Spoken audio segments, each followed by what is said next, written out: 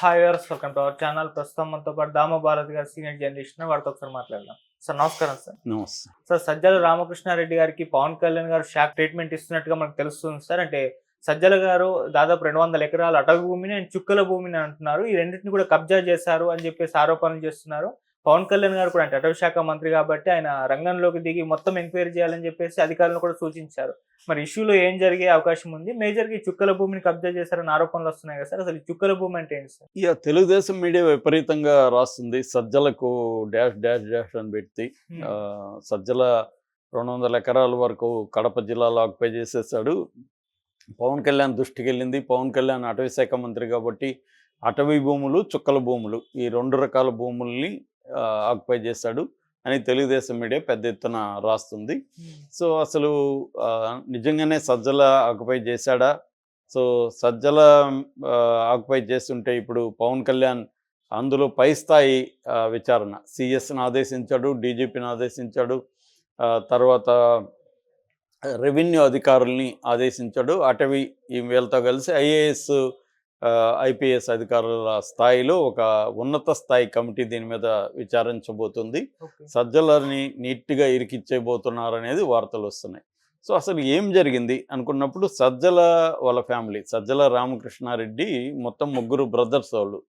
సజ్జల రామకృష్ణారెడ్డి, సజ్జల దివాకర్ రెడ్డి, సజ్జల జనార్దన్ రెడ్డి. ముగ్గురులో దివాకర్ రెడ్డి చనిపోయాడు, జనార్దన్ రెడ్డి బతుకున్నాడు. హ్మ్. ఇంకా వాళ్ళ పిల్లలు, వాళ్ళ ఫ్యామిలీ, ఎక్స్టెండెడ్ ఫ్యామిలీస్ ఉన్నాయి.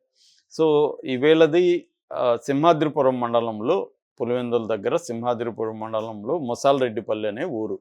అయితే ఇప్పుడు చెప్తున్న ఈ ల్యాండ్ ఎక్కడుందంటే కడప శివారులో, అవుట్స్కట్స్లో సీకే దిన్నెపల్లి రెవెన్యూ ఏరియాలో ఉంది. ఇది చిత్తూరు కర్నూలు నేషనల్ హైవే దగ్గర ఉందన్నమాట. దీంట్లో సజ్జల రామకృష్ణారెడ్డికి అరౌండ్ 200 ఎకరాలు, 200 ఎకరాలు ఉంది. అందులో డీటెయిల్గా ఆంధ్రజ్యోతిలో ఇచ్చింది చెప్తున్నా నేను. పట్టా భూమి 140 ఎకరాల 75 సెంట్లు ఉంది. గవర్నమెంట్ భూమి 10 ఎకరాల 2 సెంట్లు ఉన్నాయి. డీకేటీ అంటే దరఖాస్తు పట్టా అంటారు. డీకేటీ అంటే దరఖాస్తు అనమాట. దరఖాస్తు పెట్టుకుంటే పట్టా తీసుకుంటారు, దాన్ని డీకేటీ అంటారు. డీకేటీ 5 ఎకరాల 14 సెంట్లు ఉంది. చుక్కల భూమి 2 ఎకరాలే ఉంది. కానీ చుక్కల భూమి అని చెందుతున్నాం. వీళ్ళు ఇచ్చిన దాని ప్రకారం చుక్కల భూమి 2 ఎకరాలు మాత్రం ఉంది. అటవీ భూమి మాత్రం 42 ఎకరాలు ఉన్నాయి.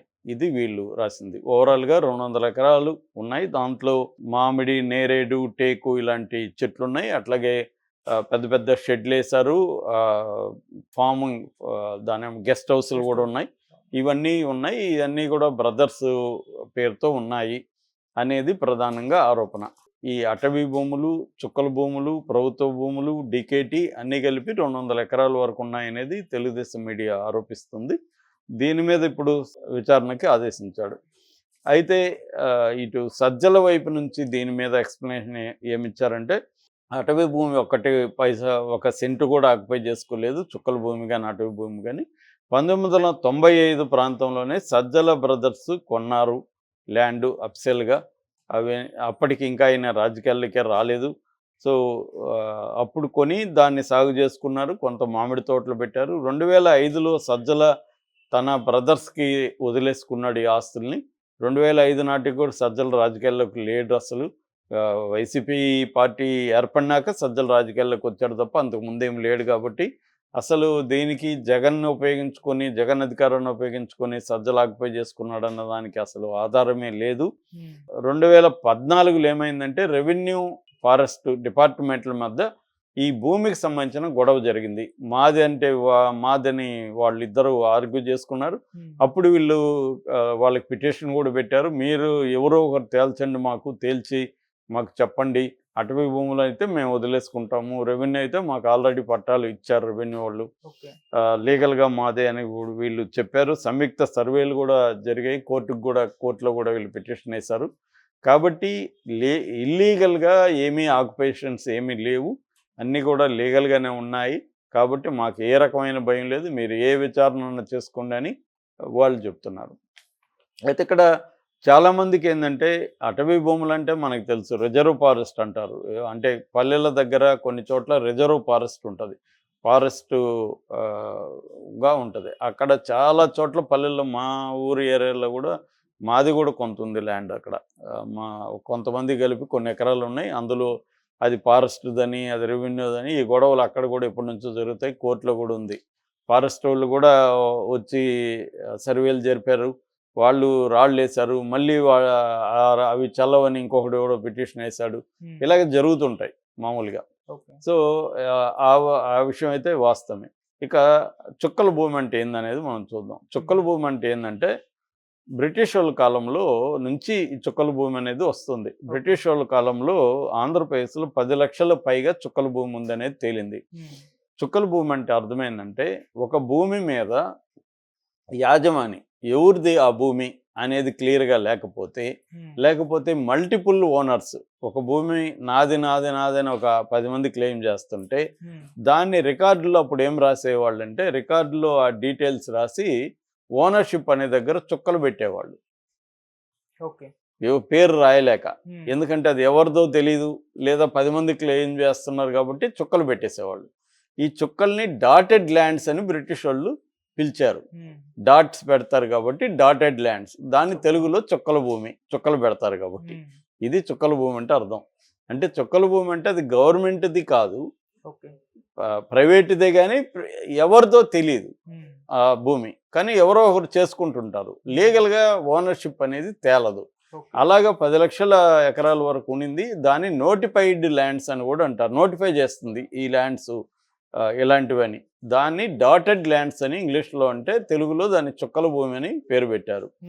సో, దాని తర్వాత ఏమైంది, జగన్ ప్రభుత్వంలో ఏం చేశారంటే దీన్ని డీనోటిఫై చేశాడు. జగన్ ప్రభుత్వం వచ్చేసరికి ఆంధ్రప్రదేశ్లో ఎంత ల్యాండ్ ఉందంటే చుక్కల భూమి 2,06,171 ఎకరాలు చుక్కల భూమి ఉందనేది ఐడెంటిఫై చేశారు. దీనివల్ల గవర్నమెంట్కి ప్రాబ్లం ఏంటంటే, చుక్కల భూమి ఫర్ ఎగ్జాంపుల్ టౌన్లలో కూడా చుక్కల భూమి ఉంది. చుక్కల భూమి ఆక్యుపై చేసుకుని ఇళ్ళు కట్టేస్తారు. కానీ చుక్కల భూమి అనేది రెవెన్యూ రికార్డ్స్లో ట్యాక్సబుల్ కిందకి రాదు. కాబట్టి ఆ ఇండ్ల నుంచి వచ్చే ట్యాక్స్ గవర్నమెంట్కి రాదు. అది ఒక ప్రాబ్లం. అట్లాగే లీగల్గా లావాదేవీలు చేయలేరు, రిజిస్ట్రేషన్ జరగవు లీగల్గా, కాబట్టి రిజిస్ట్రేషన్ ఫీజు రాదు. అలాగా దాదాపు ఒక 20,000 కోట్ల వరకు నష్టం జరుగుతుందనేది జగన్ ప్రభుత్వం గుర్తించి దీన్నంతా కూడా డీనోటిఫై చేసింది. డీనోటిఫై చేసి 12 ఏళ్ల కంటే ఎక్కువగా ఎవరైనా చుక్కల భూమి సాగు చేసుకుంటుంటే అది సీలింగ్ యాక్ట్ లోపల కానీ లోబడి ఉంటే వాళ్ళకి అన్ని రకాల హక్కులు ఇచ్చేస్తారు. వాళ్ళు అమ్ముకోవచ్చు, లోన్లు తెచ్చుకోవచ్చు, అవన్నీ. మామూలుగా అయితే చుక్కల భూమి మీద లోన్ ఇవ్వరు, అమ్ముకోవడానికి క్రయ విక్రయాలు సాధ్యం కాదు. అందుకని జగన్ రెవెన్యూ బిల్లులో ఇది పెట్టాడు. సో, అప్పుడే తెలుగుదేశం కానీ మిగతా వాళ్ళు విమర్శించిందంటే ఈ రెవెన్యూ బిల్లు ద్వారా చుక్కల భూమిని నోటిఫై చేసేసి ఈ వీళ్ళే ఆక్యుపై చేసుకుంటున్నారు అన్న విమర్శ వచ్చింది అప్పుడు. సో, ఇది బేసిక్గా. అయితే ఇప్పుడు సజ్జల వాళ్ళు చెప్తున్నది ఏంటంటే వాళ్ళు క్లియర్గా ఉన్నాయి డాక్యుమెంట్స్. అది ఫారెస్ట్దా రెవెన్యూ అనేది వాళ్ళిద్దరి మధ్య గొడవ, అది మాకు సంబంధం లేదు. మేము రెవెన్యూ దగ్గర తీసుకున్నాము, కొనుక్కున్నాము, వేరే వాళ్ళ దగ్గర కొనుక్కున్నప్పుడు రెవెన్యూ మాకు డాక్యుమెంట్స్ ఇచ్చింది. ఇప్పుడు వచ్చి ఫారెస్ట్ వాళ్ళు అది మాదంటే తీసుకోండి, ఫారెస్ట్ మీదైతే మీదని తేలాలి కదా కోర్టులో, ఫారెస్ట్ దాన్ని తేలాలి కదా. అది రెవెన్యూ డిపార్ట్మెంట్ ఫారెస్ట్ మధ్య గొడవ తప్ప మాకు సంబంధం లేదు అనేది వీళ్ళ ఆర్గ్యుమెంట్. నాకు వాళ్ళ ఆర్గ్యుమెంట్లో లాజికల్గానే ఉంది. కాకపోతే ఒకవేళ ఏదైనా అక్రమాలు జరిగితే కమిటీ వేయడం మంచిదే, తప్పేం లేదు. ఎందుకంటే ఫారెస్ట్ ల్యాండ్ని ప్రిజర్వ్ చేయాల్సిన అవసరం ఫారెస్ట్ డిపార్ట్మెంట్కి ఉంది కాబట్టి పవన్ కళ్యాణ్ ఆ స్టెప్ తీసుకోవడం తప్పు కాదు.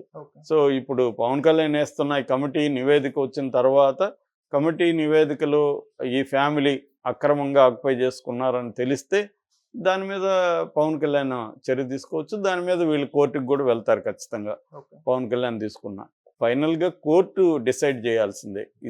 ఇది మామూలుగా ఏంటంటే ల్యాండ్ వ్యవహారాలు కోర్టులు అంత త్వరగా డిసైడ్ చేయవు. 20 ఏళ్ళు 30 ఏళ్ళు ఒక లైఫ్ లాంగ్ అయిపోతుంది. అందుకనే ఒక సామెత ఉంది,